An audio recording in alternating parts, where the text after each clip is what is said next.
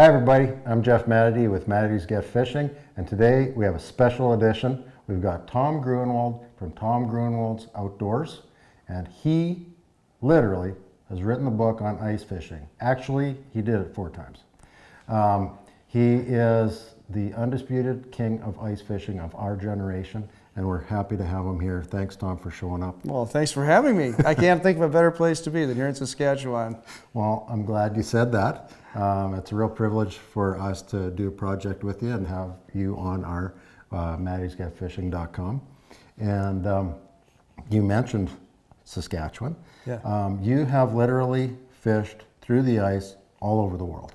I have, yeah. We fished in the World Ice Fishing Championships in Sweden when I was on Team USA back in 1991. Fished several provinces here in Canada, and even got to go ice fishing in China 2 years ago. I remember reading that, and that sounded like really interesting stuff. Yeah. I'm sure as you've traveled everywhere, especially doing the competitive fishing, and we talked about that in some schools that you have down south that actually have ice fishing teams. Yeah. What did they do, and how did they do that? Because I want that here. Can you just kind of in a nutshell explain how that all went? Yeah, absolutely. A friend of mine is a high school teacher, Jeff, and he brought together some of the kids from New Holstein High School in Wisconsin and started an ice fishing club. And they just wanted to go to a lake where they could catch some small pike or some bluegills, just get some action, So okay, well, I gave them some gear. I said, here's some things to go try out, have fun. Second year, they all got together and they started their own little tournament with the kids, competing against each other. Last year, this is the 3rd year only of this, 2 other high schools joined in, and they had a kind of a ice fishing club tournament. 3 different high schools competing against each other. This year, they have 42 high schools with ice fishing teams. And they're treating it just as they would a football or a basketball team. They're busing them to a tournament on a Friday night. They fish all day on Saturday, have their banquet and their rewards and stuff on Sunday. And it continues to grow. It's just outstanding. We could do that here. Oh, yeah. Actually, I might twist your arm a little bit for a little bit of the product. I want to give a shout out to the kids that I fish with from Cupar, Lipton, LeBret, and Fort Capel.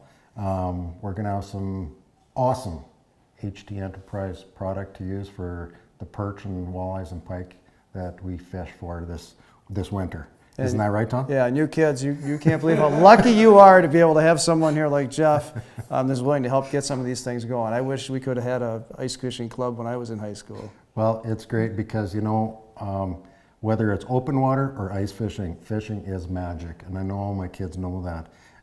You just get out there and you're focusing on that 6 inches in front of your face and the world just disappears. Yeah. I thank you so much for that part of your self that you've given to the generations to come. Getting back to Saskatchewan. Okay.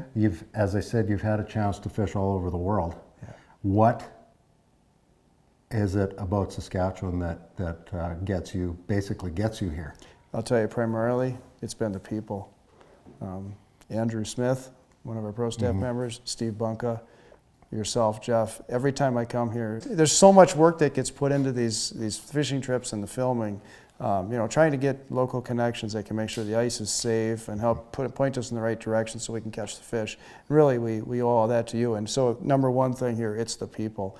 But secondly, obviously, it's the fisheries. I mean, you got world-class pike, world-class walleye, world-class lake trout, then even some other species that a lot of people might overlook, like perch, whitefish, cisco, burbot. Yeah, I was going to say, one of my favorites, the burbot. You have to mention that too. Yeah.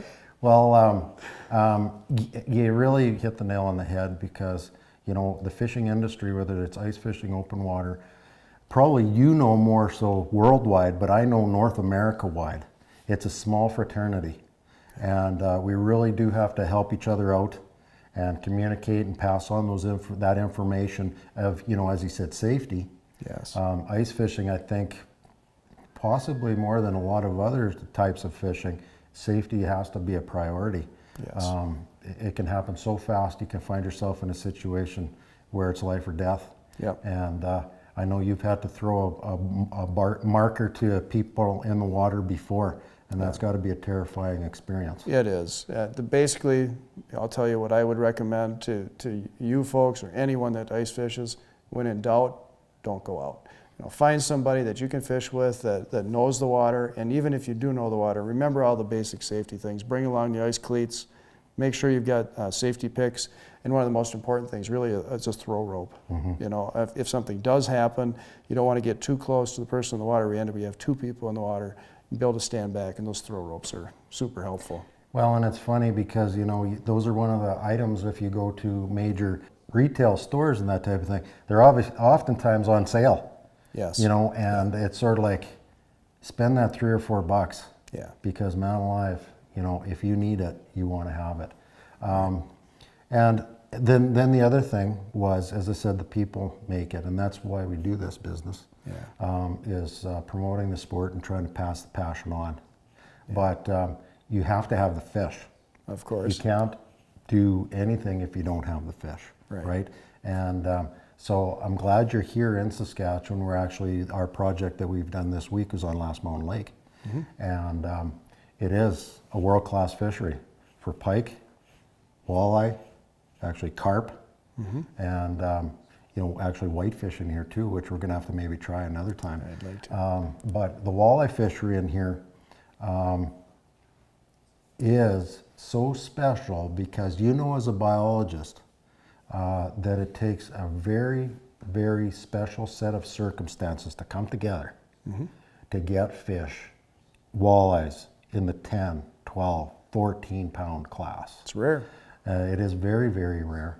There are places in Saskatchewan where there is regulations in place to protect those fish. Yep.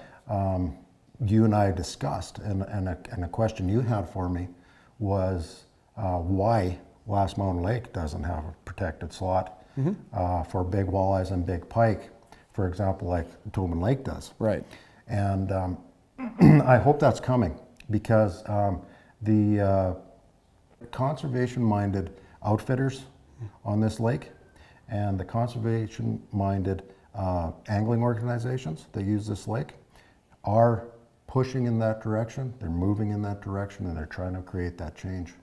So I'm telling you that's, even though we don't have it right now, we really are looking forward to the day where that will be recognized. A lot of these fisheries are very close to large urban centers.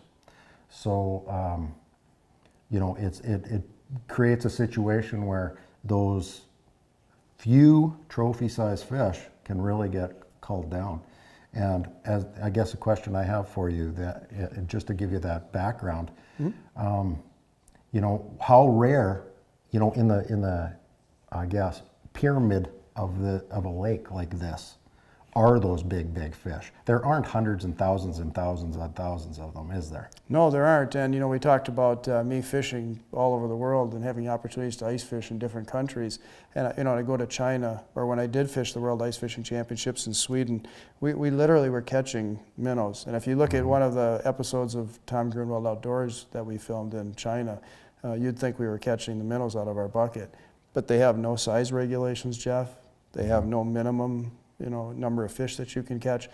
Basically, you go out and whatever you catch, you can keep and you can take, and it shows that fishery is decimated. The fish are tiny. You're catching, maybe if you're lucky, you might get something 6 or 7 inches long, and it's not that much different really in Sweden and some of those, some European countries. Yes, you have carp, you have the big pike, and you have zander and things like that in some of those waters, but in many, many cases, those fisheries have been abused and are decimated, and it's because there haven't been associations, there haven't been regulations established to preserve and protect those fisheries. Believe me, Saskatchewan has something special, and I think everybody should do everything they can to make sure that the kids that are fishing in these tournaments that we're talking about, joining these high school clubs, that they're going to have the opportunities to have their kids and their grandkids catch the same kinds of fish that we are today. Oh, that's well put. Well, you know what, Tom? We're out of time. All right. But we'll have to do this again sometime. Hopefully we have some projects down the road to do together. Yeah, absolutely. And congratulations on Tom Gruenwald Outdoors. Thank you. Congratulations on your books. Thanks again, Tom. Hey, thanks for having me. Yeah, that's Appreciate another it. edition of Mattity'sGiftFishing.com.